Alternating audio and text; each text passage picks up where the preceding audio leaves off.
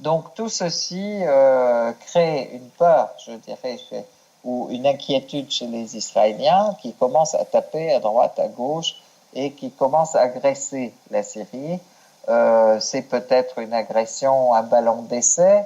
Ce sont donc le fameux avion, là, le F-35, le furtif, qui est hyper moderne, qui vient d'être fourni par les États-Unis, qui est censé être pas du tout détectable par les radars et encore moins suivi par les missiles. Oui. Donc, il a été touché. Ils étaient effectivement en train de surveiller en fait les montagnes libanaises et puis du côté de Baalbek et ils ont pénétré dans l'espace aérien syrien. Euh, oui ou pas, de toute manière, mais ils ont été visés et Touché. atteints par les... Pardon? Touché. Et touchés, oui. Donc par les missiles syriens. Donc des S-200, comme vous avez bien dit. Bon, bah, ça c'est aussi un point qui est important et un message, je peux dire, de fermeté et de changement stratégique, je peux dire, de la politique, pas seulement syrienne, mais l'ensemble de l'axe de la résistance, menaçant Israël que de tout manquement et toute violation à la fois du ciel libanais, syrien ou des terres libanaises, syriennes ou autres, sont considérés, seront répondus avec les moyens qu'il faut et dans les délais que nous choisirons et pas que. Donc ça, c'est un point important. Donc ceci conjugué avec le message très clair de Samahat Sheikh Nasrallah qui est demandant à tous les juifs qui ont immigré en Palestine de quitter et de revenir à leur pays d'origine puisque l'État sioniste est en train de vous utiliser comme bûche aussi pour son combat réactionnaire et dans ses visées politiques et ses tergiversations. Si elle nous agresse, vous n'aurez même pas le temps de fuir le pays. Donc allez-y maintenant. Mm -mm. Donc ça c'est aussi comment dire une expression très claire disant que de toute façon s'il y a la moindre agression, nous utiliserons tous les moyens et peut-être qu'Israël n'existera plus suite à ça. Donc tous les moyens importants, je peux dire, Et d'ailleurs, pour y répondre. ce qui Ouais. est intéressant, c'est que le leader du Hezbollah fait une très nette différence entre, d'une part, les juifs religieux, les juifs authentiques, je dirais, orthodoxes et Ouais. compagnie, et les sionistes. Pour eux, Et les colons. Et les colons. Oui, absolument. Absolument. C'est très clair. Là, c'est une séparation très claire entre le sionisme politique et puis le judaïsme qui est une religion.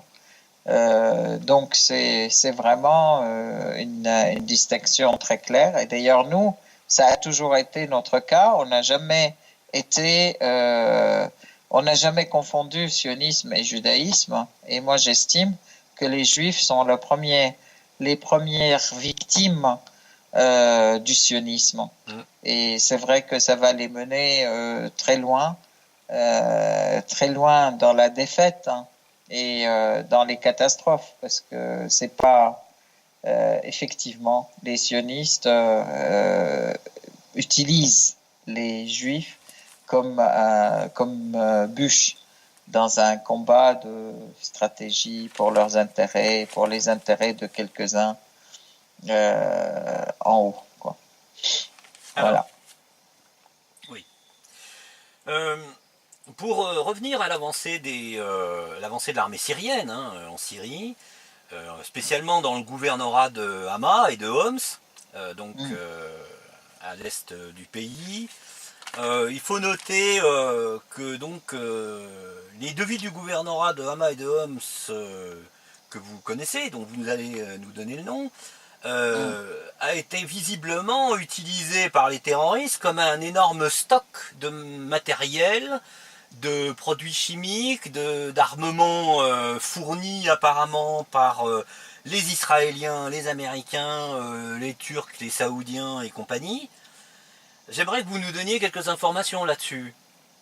Effectivement, donc récemment, donc l'armée syrienne a libéré pas mal de villes et villages du gouvernorat de Homs déjà, à l'est de Msalamieh, et puis dans le gouvernorat de Hama aussi, dans le nord-est de Hama. Donc, ces villes qui ont été libérées, Daesh est parti, ils ont été tués. Il y a eu un nombre important de terroristes qui ont été tués, mais aussi d'autres qui se sont enfuis.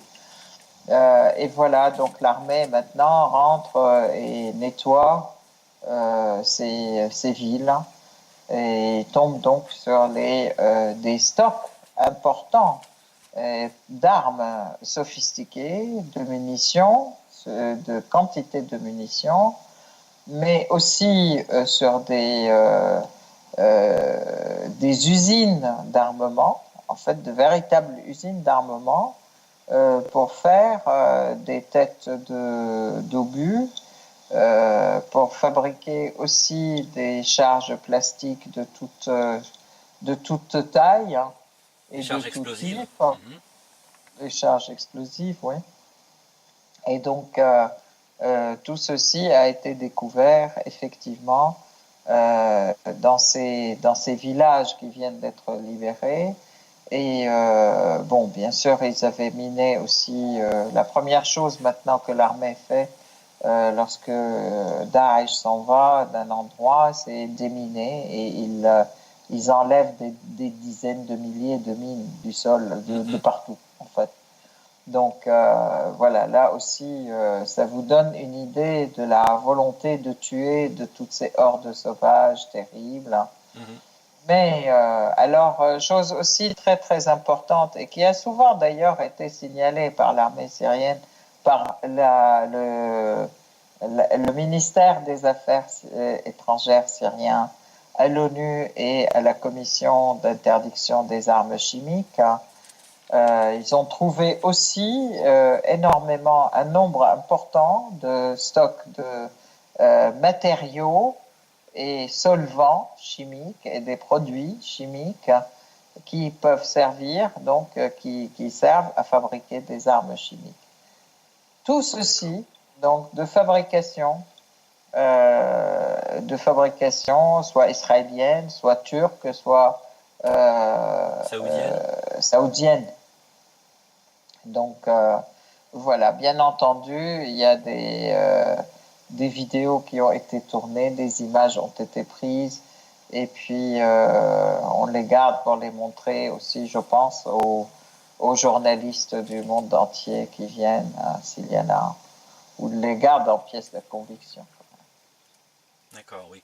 Donc Voilà. en Alors, plus... à ce propos, j'aimerais bien Oui, revenir bien sûr. sur l'histoire des armes chimiques, de l'utilisation des chimiques à Khan Sheikhoun. Jusqu'à présent, il n'y a pas eu de commission d'enquête. Jusqu'à Oui. présent, il n'y a pas de volonté d'élucider le problème, et ni de la part de l'ONU, ni de la part des pays qui prétendent que c'est la Syrie qui a utilisé les armes chimiques à Khan Sheikhoun ou qui a utilisé une charge chimique qu'elle a bombardé, avec laquelle elle a bombardé Khan Sheikhoun. Bon, et que tout ceci, la Syrie a bien dit que pendant des mois et des mois affirmé que les terroristes avaient disposé de produits chimiques, d'armes chimiques, qu'il les trimballait aussi partout dans les lieux qui étaient sous leur contrôle, que ils étaient capables de les utiliser contre la population, ce qu'ils ont fait d'ailleurs. Oui. Même la Russie l'avait dit aussi et disait qu'elle va. Il pensait que les terroristes allaient mener une attaque chimique contre la population aussi. Bon, tout ceci n'y a rien fait et n'a jamais donné place à quelque chose de sérieux du côté de l'ONU pour empêcher que ce soit fait et ils ont continué toutes leurs accusations à tort contre l'État syrien, qui est pas seulement à tort, mais c'est mensongère, carrément mensongère. Contre l'État syrien, ils continuent à dire là, la Syrie, l'État syrien utilise le chimique contre son peuple. Donc l'ampleur de ces mensonges, l'ampleur de ces... Bon, tout ceci aujourd'hui est confronté au rocher de la vérité, de la réalité, des territoires qui ont été libérés par l'armée syrienne et qui étaient occupés par Daesh. Et on voit maintenant dans ces lieux les quantités de stocks de matières chimiques et d'armes et en fait même des usines pour les fabriquer. Oui, des usines qui fabriquent des missiles, des obus de mortier, et donc, comme vous disiez aussi, des charges plastiques, des charges explosives, des mines qui permettent d'empêcher ou d'entraver, en tout cas, l'avancée inexorable des troupes syriennes. Absolument, c'est l'objectif. Et aujourd'hui, l'objectif de l'armée syrienne, c'est effectivement avancer vers l'Est et rejoindre l'armée irakienne et le Hashd al-Sha'bi aussi. Et de toute façon, ça arrivera. Et ce succès, justement, des forces syriennes peut expliquer la poursuite de lancement de missiles que vous recevez sur la tête, hein, que ce soit à Damas, à Alep ou même à Deir ez-Zor, hein. Exactement. Alors, malheureusement, à Dera et à Damas, il y a eu des missiles qui ont été tirés contre la population. À Alep, ça continue. À Deir ez-Zor aussi. Mais la réaction de la population est toujours la même. C'est malgré tout, vous pouvez faire ce que vous voulez. Nous résisterons. C'est notre pays. Nous sommes là. Et nous ne laisserons pas tomber. Donc, effectivement, les lâches se vengent de la population isolée, civile, etc. Mais bon, telle est la nature des terroristes. Ils sont lâches, ils sont barbares, ils sont idiots, et voilà. Oui. Enfin, apparemment, bien que ces lancements de missiles soient une vengeance, il y a aussi d'un autre côté nos chers amis américains, n'est-ce pas, qui continuent, eux, de recycler les cadres terroristes, hein, d'origine occidentale, en les évacuant par hélicoptère, hein, comme ce fut le cas à Exactement. Kalamoun, hein, par exemple. Exactement, c'était le cas à Kalamoun, c'est le cas aussi à l'est de Deir ez-Zor, à l'est de l'Euphrate, c'est le cas. Donc en fait, aujourd'hui, il y a systématiquement des hélicoptères qui s'approchent du sol, qui prennent donc les cadres de Daesh essentiellement. Je rappelle quand même qu'il y a eu des images satellites qui ont été prises et qui ont été présentées d'ailleurs par la Russie Oui. à l'ONU d'équipements, toutes sortes d'équipements, des chars, des voitures, des blindés américaines qui étaient déployés aussi dans les lieux de présence de Daesh et absolument aucun signe de confrontation ni de combat. La Russie a demandé des explications. Comment ça se fait? Est-ce que vous êtes là pour les aider? Vous êtes là? Il n'y a absolument aucun signe de confrontation.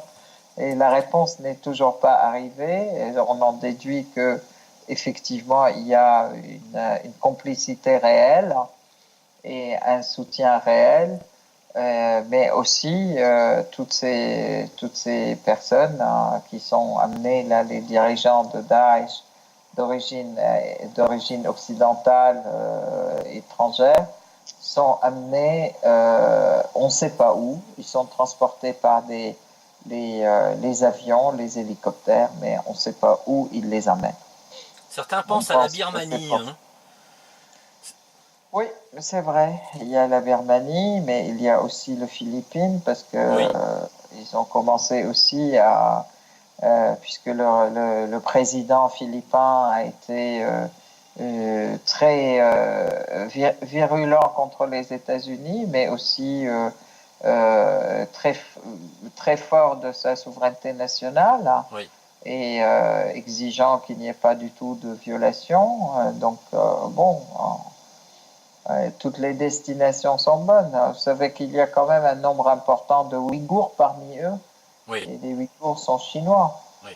C'est pour ça que Donc, je parlais de la Birmanie, puisque visiblement la Chine utilise la Birmanie comme passage intéressant sur le plan géostratégique pour son approvisionnement en pétrole, ce qui lui permet d'éviter toutes les îles, hein, les îles de l'Indonésie, de la Malaisie, qui sont un rallongement assez important comment je dirais, du chemin à accomplir pour transmettre donc ce pétrole à la Chine via ses ports. Donc la Birmanie joue un rôle extrêmement important dans, je dirais, la rapidité d'accès, enfin l'accès aux réserves de pétrole que la Chine achète par ce bien. Hein. Donc il y a visiblement une tentative américaine d'entraver la marche inexorable de la Chine vers la première place des puissances commerciales du monde, hein, économique. des Ouais. puissances économiques du monde. Hein. C'est en utilisant une soi-disant épuration ethnique des Rohingyas. Hein, il faut se pencher sur la question pour comprendre qu'en fait Rohingyas, c'est pas un peuple, hein, c'est le nom qu'on donne à des gens qui apparemment viennent du Bangladesh. Mhm. Hein, et un certain nombre d'entre eux sont instrumentalisés par l'international terroriste dont le siège est Américaine. en Arabie Saoudite avec l'aide américaine évidemment. Voilà. Donc, Tout à fait. Tout à fait. Mm.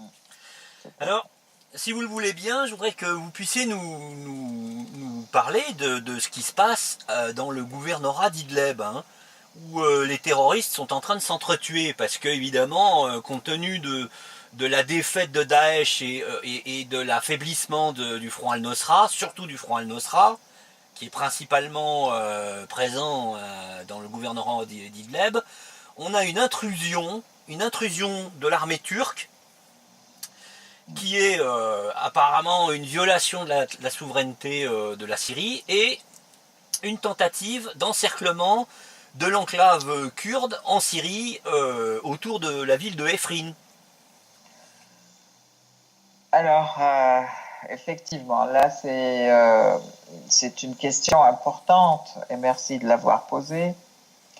Il y a eu une intrusion importante de militaires turcs par les frontières donc syriennes, puisque le gouvernorat d'Idlib a des frontières avec la Turquie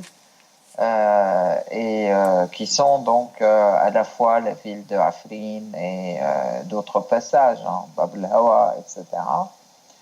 Et la Turquie est rentrée. Il y a l'armée turque, une partie de l'armée des factions armées turques, pas des factions, mais de l'armée régulière turque, hein, est entrée au début sous le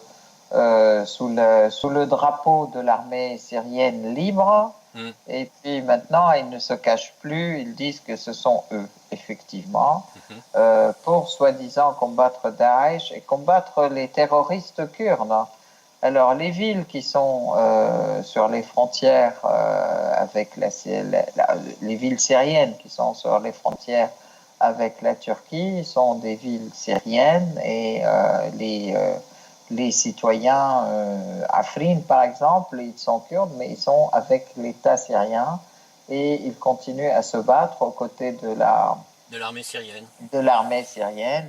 Mhm. Et donc là aussi, c'est cette présence des Turcs. Et puis après, donc, des munitions sont arrivées aussi aux terroristes qui sont à Idlib, des munitions, des hommes. L'armée turque, on dirait qu'elle les défend presque, hein.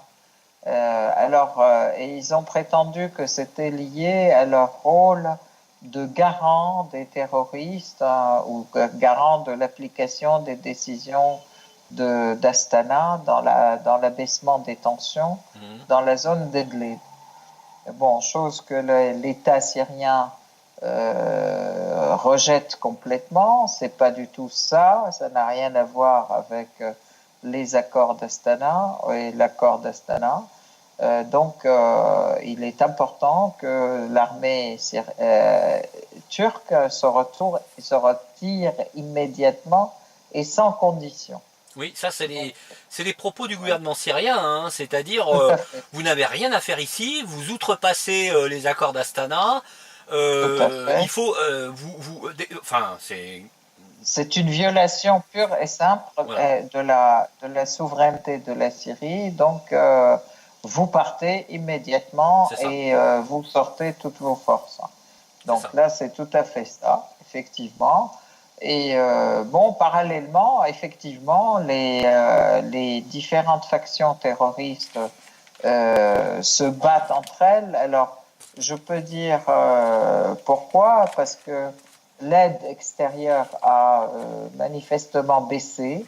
Oui, Donc, ils essayent de comment dire, comme ce sont des voleurs et et oui, des, forcément. et des voilà, donc ils essayent ils s'attaquent les uns aux autres pour prendre leur trésor de guerre, leur argent, La convoitise, quoi. C'est la convoitise qui, voilà, donc c'est ouais, c'est la convoitise qui sert de raison à toutes ces batailles intestines.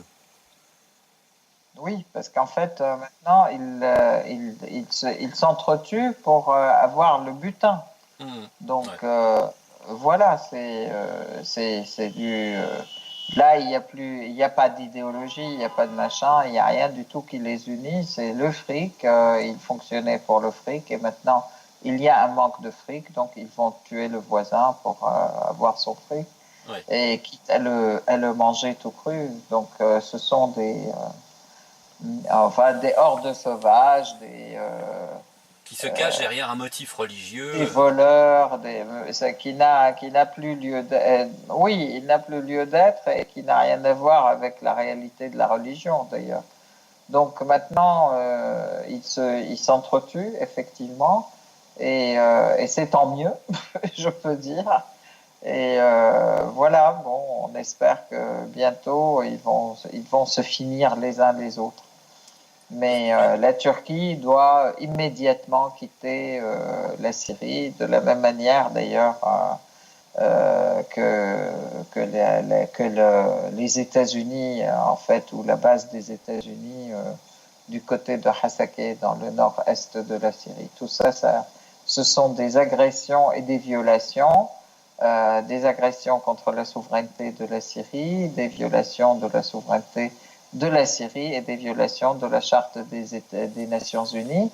Donc, il faut qu'il se plie aux décisions de cette institution qui régule quand même les relations entre les différents pays.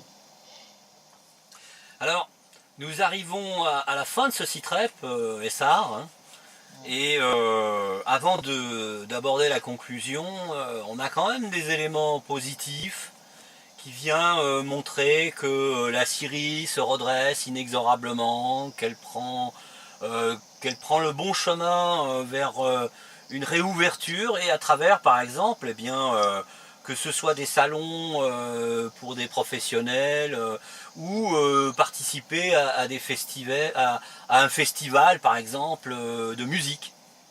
Ouais.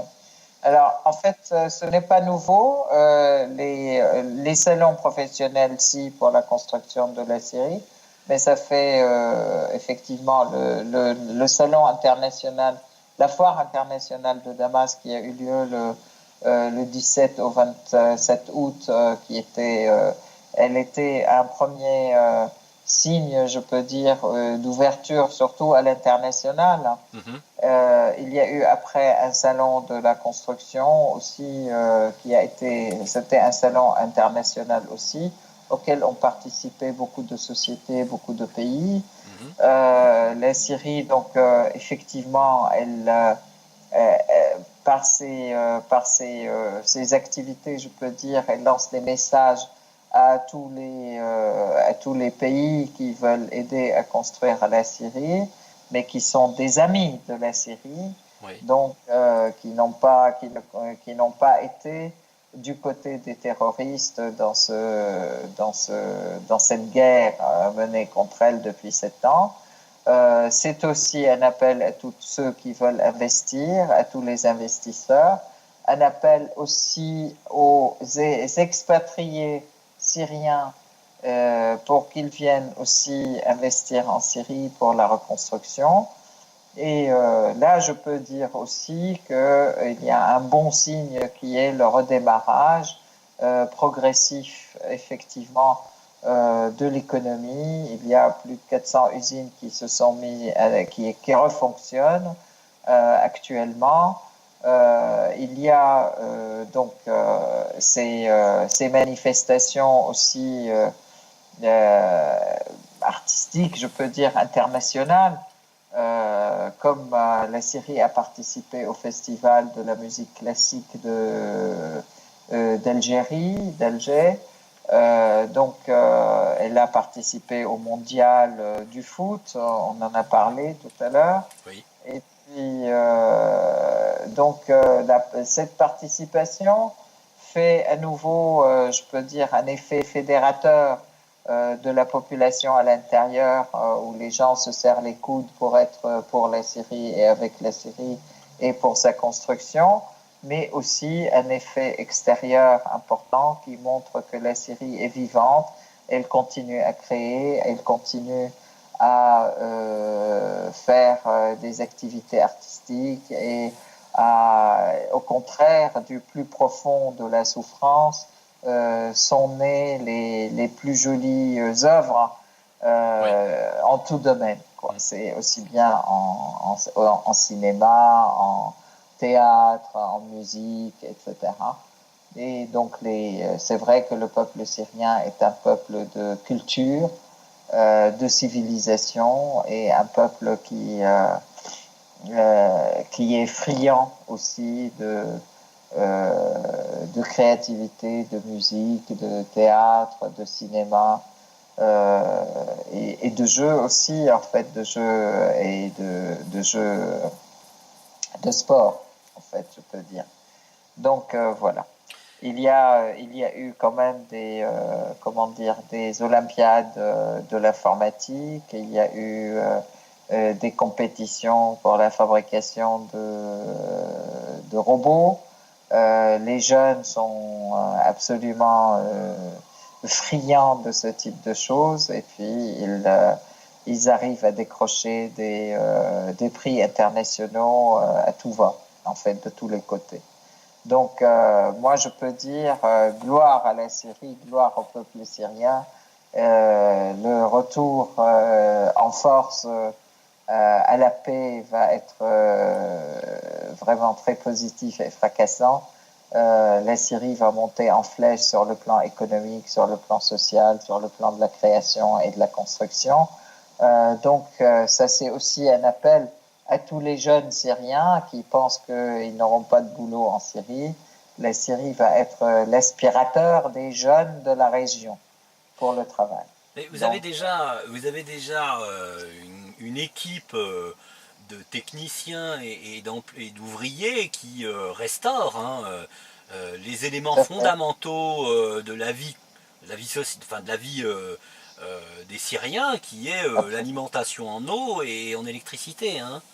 Tout à fait. Donc, je peux dire effectivement, il y a des travaux aussi qui se font à toute allure et très très vite. À chaque fois qu'une ville est libérée, il y a les forces de réhabilitation, les équipes d'ingénierie et de réhabilitation de la ville qui rentrent immédiatement après le déminage pour restaurer les égouts, restaurer les circuits de distribution d'eau, pour restaurer l'électricité. Et effectivement, et puis aujourd'hui, la reprise de contrôle sur toutes les ressources pétrolières de la Syrie est un élément important de l'économie. On pense qu'on va y arriver rapidement. Et Oui. donc, ça a été important dans l'orientation vers l'est de Deir ez-Zor par l'armée syrienne, la mainmise aussi, en fait, la reprise du contrôle d'une partie des puits de pétrole À Deir à ez-Zor. Al-Jazeera, en fait, à Deir ez-Zor. Et c'est un élément important de la reprise économique aussi du pays, hein. Mhm. Donc, ceci ajouté à des équipes actives et qui travaillent nuit et jour quand il le faut et qui en veulent. Donc voilà, vraiment, ça permet de repartir très vite et j'en suis sûr. Très bien, nous arrivons à l'issue de ce CITREP. Essar, merci de nous en avoir donné tous les aperçus de ce qui se passe dans votre pays et aux alentours. Je vous laisse la conclusion avant de nous quitter. Et merci à vous, Tom, aussi. Vraiment, c'est très important.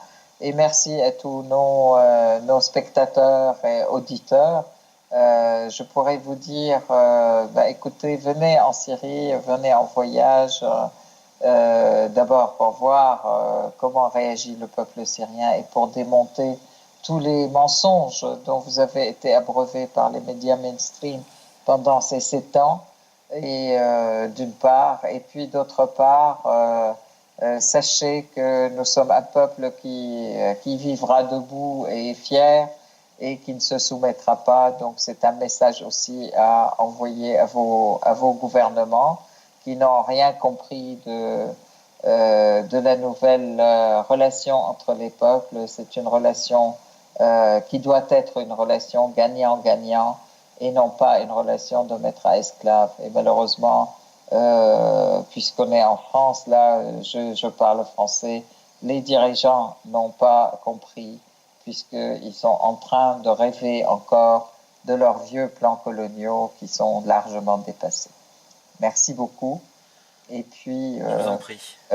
on vous retrouve dans 15 jours pour notre CITREP numéro 28. Voilà, tout à Et fait. merci à toi, Tom, aussi. Je vous en prie, Essar. Passez une bonne soirée, merci bien, et à dans 15 jours. Merci à vous aussi et dans 15 jours. Merci, Au au revoir. revoir.